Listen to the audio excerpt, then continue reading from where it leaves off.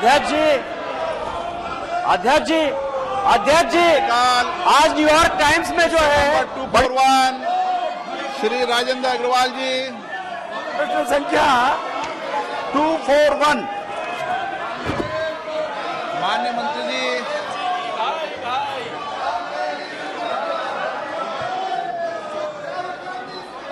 राजेंद्र अग्रवाल जी। कांग्रेस चीनी भाई। धन्यवाद माननीय मंत्री जी।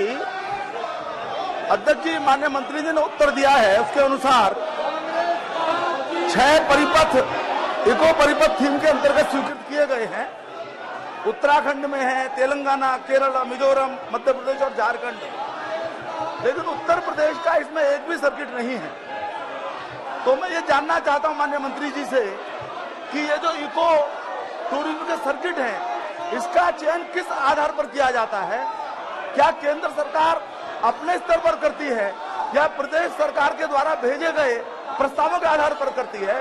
और उत्तर प्रदेश का सर्किट इसके अंदर कोई भी क्यों नहीं है? क्योंकि इको टूरिज्म की दृष्टि से उत्तर प्रदेश के अंदर बहुत ऐसी संभावनाएं हैं जिनको इस योजना में शामिल किया जा सकता है। अध्यक्ष जी, माननीय सदस्य ने जो प्रश्न पूछा है कि इको टूरिज्म उत्तर प्रदेश में एक ही प्रोजेक्ट दिया नहीं है। सर, मैं कहना चाहता हूं कि टूरिज्म को उसका इंफ्रास्ट्रक्चर खड़ा करना ये राज्य सरकार का काम होता है, टूरिज्म मिनिस्ट्री का वहां का काम होता है, और इसको फाइनेंशियली मदद करना। आप सदन नहीं चलाना चाहते, ये नारेबाजी का स्थान है। प्रश्नकाल समय के अंदर आप सदन नहीं चलाना चाहते, ये व्यवस्था अच्छी नहीं है। फिर माननीय सदस्यों से आग्रह करता हूं, ये सदन नारेबाजी के लिए नहीं है। सदन में प्रश्नकाल महत्वपूर्ण समय होता है, आप चर्चा कराएं, संवाद करें। इस महत्वपूर्ण विषय पर आप सरकार की जवाब देते कर सकते हैं, आप यहाँ नारेबाजी करने आते हैं। दूसरा, उसके पास एक शकुनी था और इस बौने दुर्योधन के पास को बहुत भ्रष्टाचारी, परिवारवादी, सनातनी विरोधी ऐसे गठबंधन के लोग साथ लग गए हैं सर। इसलिए अध्यक्ष जी, राज्य के एडमिनिस्ट्रेशन और जनप्रतिनिधिगण में तालमेल की आवश्यकता होना जरूरी है। मैं सहमत हूं, अभी नेता प्रतिपक्ष ने विपक्ष ने कहा है, दोनों को मिलकर जनता के काम, जनता की सेवा करनी चाहिए, ये बिल्कुल ठीक है अध्यक्ष जी। परंतु जब अध्यक्ष जी छलिया, अहंकारी, भ्रष्ट, कायर जनप्रतिनिधि सत्ता में बैठ जाते हैं, तब जन सेवा में लगी व्यवस्था पक्ष को संरक्षित करना अति आवश्यक हो जाता है अध्यक्ष जी। अध्यक्ष जी, इस बौने दुर्योधन के चरित्र की विशेषता मैंने पहले कहा, छलिया के रूप में। अध्यक्ष जी, मैं इनकी राजनीति की यात्रा के बारे में बताता हूं, सदन को अपने आप इनका सब पता चल जाएगा सर। अध्यक्ष जी, जो मान्य सदस्य बैठे हैं, पहला चरित्र था विश्वासघात। जिन लोगों को जनमानस का एक विश्वास था, अन्ना जी जैसे लोगों को, कुमार विश्वास जैसे लोगों को, सत्ता पर बैठने के बाद उनके साथ विश्वास किया जिनके दम पर राजनीति में आया था, ये कहकर कि पढ़े लिखे लोग होने जरूरी नहीं है, अन्ना जी भले अनपढ़ है लेकिन शासन व्यवस्था बहुत बढ़िया चलाएंगे, ये पौने दुर्योधन ने बोला था अध्यक्ष जी। इसीलिए अध्यक्ष जी, उनको धोखा दिया। दुर्योधन ने ऐसा ही विश्वासघात किया अपने चचेरे पांडव भाइयों के साथ, इन्होंने भी वही किया। इसीलिए अध्यक्ष जी, दुर्योधन ने भी छल कपट से सत्ता हथियाई। इनका छल कपट देखिए, दिल्ली वासियों के साथ झूठे वायदे करके कहा इस बौने दुर्योधन ने, मैं पूरी दिल्ली में सीसीटीवी कैमरे लगाऊंगा। ये पता नहीं कांग्रेसी कहां ढूंढ रहे हैं सीसीटीवी कैमरे। मैं 500 स्कूल बनाऊंगा, पता नहीं इन्होंने कहा 500 स्कूल गिन लिए कांग्रेसियों ने। 500 स्कूल के साथ 20 कॉलेज बनाऊंगा, फ्री वाईफाई दिल्ली को दूंगा, दिल्ली को लंदन पेरिस बनाऊंगा, पेरिस बनाने के बाद हर घर में नल से जल दूंगा। इस छलिए ने छल कपट करके जन लोकपाल भ्रष्टाचार के खिलाफ लेकर आऊंगा, 2 लाख पब्लिक टॉयलेट बनाऊंगा, 30,000 बेड के नए अस्पताल बनाऊंगा। ये बताइए, दिल्ली में कोई गिनवा कर, आप दिल्ली देश की राजधानी में माने सांसद के रूप में सदस्य बैठे हुए, गिनवा कर बताएं और वो रिपोर्ट रखें कि उस छलिए ने जो कहा था वो कितना दिल्ली का विकास हुआ है।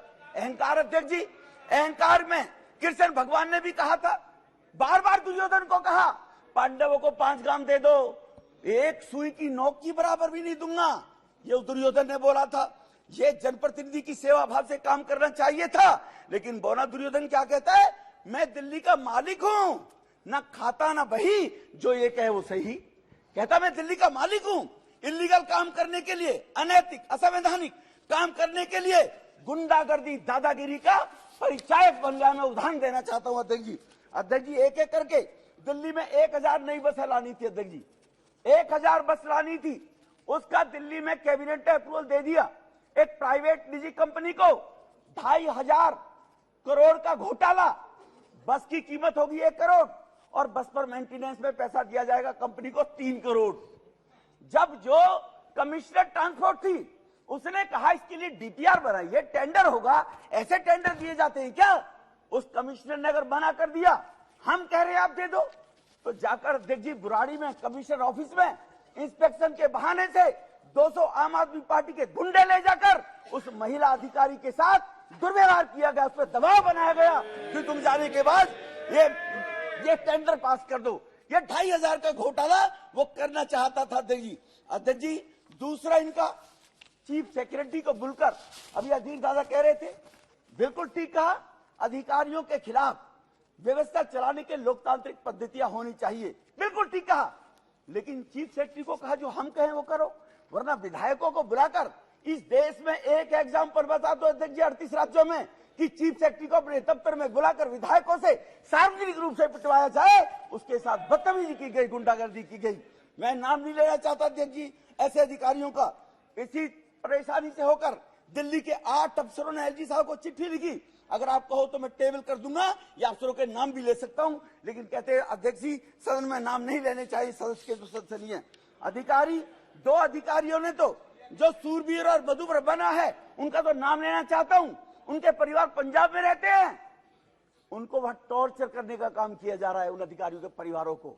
इस प्रकार की अहंकारिता, भ्रष्टाचार में इस भौने दुर्योधन ने जनता के सामने तो कहा था भ्रष्टाचार खत्म कर दूंगा, राम राज्य लेकर आऊंगा। ये दलदल है, सोनिया चोर है, लालू चोर है, डीके शिवकुमार चोर है, शरद पवार चोर है, नीतीश मुलायम सिंह चोर है, सबको चोर भ्रष्टाचारी बताया था।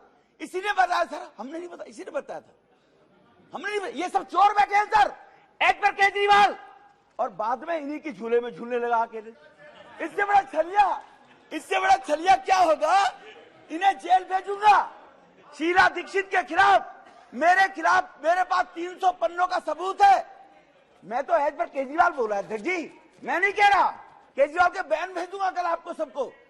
उसके बाद इन्हीं की शीला को जेल भेज दूंगा और ये दुर्योधन जाकर उन्हीं की गोद में झूल रहा है। अध्यक्ष जी, अब मैं इसके बताता हूं, भ्रष्टाचार की सूची, लीकर स्कैम किसको नहीं पता है सर? मंत्री जेल के अंदर है। हमारा स्कैम किसको नहीं पता है सर? मंत्री जेल में है। अभी अधीर दादा कह रहे थे आपके पास ईडी है, सीबीआई है, अभी कह रहे थे उनसे एक्शन कराओ। जब उनसे एक्शन कराते हैं तो तिल मिलाते हैं, जैसे ताते तय पे बैठा दिया उछलते हो आप लोग।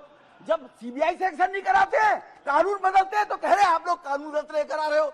एक जबान पे तो ठीक है, कहिए हाउस के अंदर कि सीबीआई ईडी ठीक काम कर रही है, हिम्मत है तो फिर दोबारा भर के कर दिखाइए। सीबीआई ईडी अपना काम करती है अध्यक्ष जी।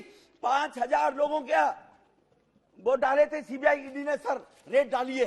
देश का 1.5 लाख करोड़ रुपया रिकवर किया है। ये 10 नेताओं के यहाँ डल गया तो सीबीआई गलत कर रही है,